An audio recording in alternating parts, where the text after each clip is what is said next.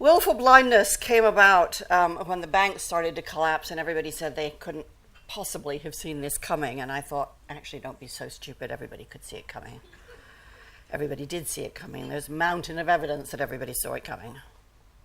And that argument that I was having with Radio 4 and myself kind of prompted a thought, which was that actually when you think of almost any catastrophe, it turns out that it isn't caused because of things that are secret and unseen and unknowable.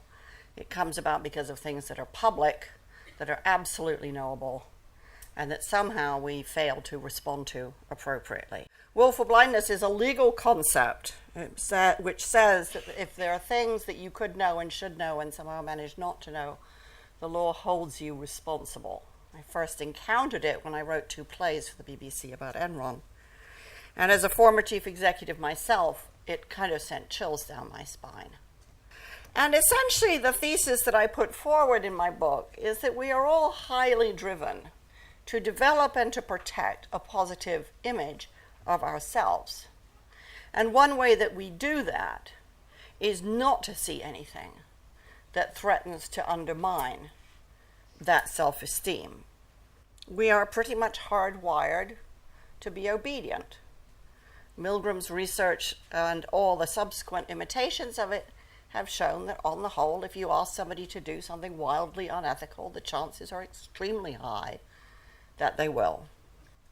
And we know from much more recent research that if you ask any kind of organization, if you ask the people in it, are there issues and concerns that they have at work that they don't voice, 85% of them will say yes.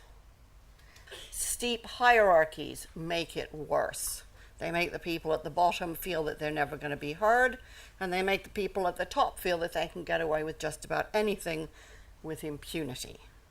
Whistleblowers do not start out as cranky, difficult outsiders. They overwhelmingly are passionate, committed loyalists who only ever go outside and often do become a little strange because of the way that they're ignored and treated. I would say this is the number one leadership challenge in any organization, to create the conditions in which if something's going wrong, someone's going to stand up and say so. So how do you do that? Well, with a lot of the organizations that I've been working with lately, we've done it fundamentally through mediation training. We have taught people one by one how to have courageous conversations. And what's really striking about that work is that once people have even one small experience of speaking up and articulating a concern and discovering that contrary to their expectation, they don't get their heads blown off, they feel much more courageous in doing it again and again and again. And when the people around them see that that's what happens, they take courage from that and feel that they might be able to do it too. Sharing mistakes publicly means that not only do people learn from the mistakes, but they also learn that mistakes are natural and okay as long as we use them as learning and we don't just bury them. One of the heroes in actually both of my books is a physician at Mass General Hospital, David Ring. And David did something which all physicians do, which is one day he made a mistake. In this case, it was a whopper. He did the wrong operation on the wrong arm of a patient. And only writing up the notes did he realize, in fact, what had occurred. David did something really powerful. He tracked down every single tiny slip that had led to the mistake, and then he published it in the New England Journal of Medicine.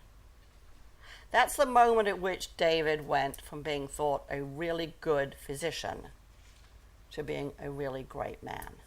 Technology is going to solve many of the expertise issues we face in medicine. We may not like to think that, but we know, looking at the research and the data, that it is going to be true in many, many areas of medicine. But the technology is never going to replace the importance and quality of human interaction. So I think it's really fundamental that we understand that some of the problems and challenges and scandals that we've all confronted here don't have a technology answer. They have a social answer. But it has to start with recognizing that we don't want to see the stuff that's most dangerous. We have to start with a default assumption that we are blind and create the conditions in which it's safe to see. Thank you very much.